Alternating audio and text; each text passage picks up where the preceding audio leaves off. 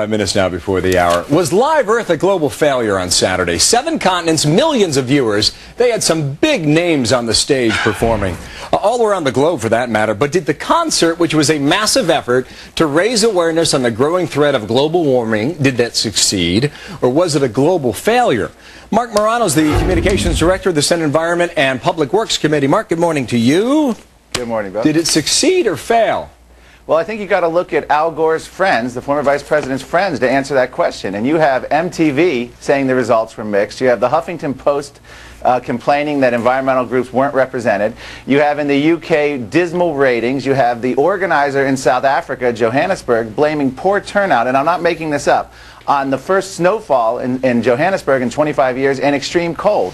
And you have the Sydney concert being called Live at Earth because of the lack of organization and people leaving after the first 2 hours. The Aussies didn't have enough beer or access to it, I understand. There were reports of $50 beers. Marc, on Saturday when Leo DiCaprio came out, I thought he had a very eloquent speech. He just said, listen, we need to protect the planet for our kids and grandchildren, which I think is the right message. The problem I had throughout this entire event was, where was the mission statement? What were they asking participants to do? I never heard that. Well, you know, the New York Times this morning noted that one of the messages was Cameron Diaz, who told women across the world that when you shave your legs in the shower, to turn the water off.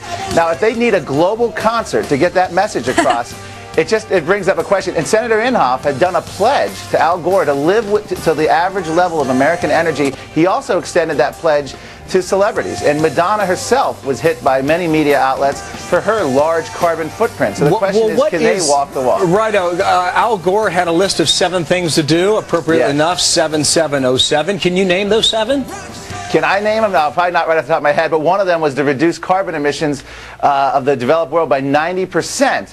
And again, this is Al Gore trying to retread the Kyoto Protocol, which was rejected by the U.S. Senate 10 years ago. But at least that's a fact. At least that's a statement that he's giving out that says he wants people to follow by. Had you told me run my air conditioner 6 hours fewer a day, I can understand that. Push my company to allow me to work from home so I don't have to drive to work. I can understand that. Yeah, well, here's the problem. Al Gore has been trying to get a consensus among scientists, and the problem is he couldn't even get the consensus among the rock stars. You have the Arctic Monkeys who weren't there, Paul McCartney wasn't there, Bono was strangely absent from this concert.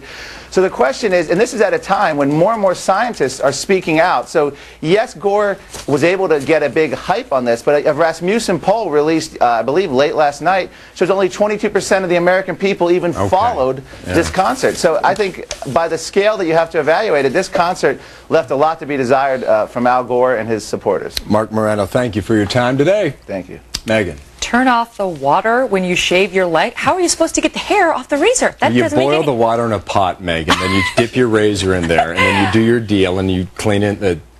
No. Ladies, email americasnewsroom@foxnews.com. That's not going to work, is it? You tell her. Anyway, as Marc just mentioned, one of the biggest names at Live Earth was Madonna, but now the Material Girl is being called a bit of a hypocrite when it comes to conservation issues.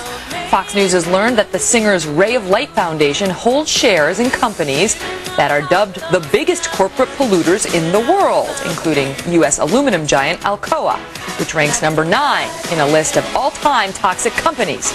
Madonna also getting some flack for being a major polluter herself, as you heard Marc reference.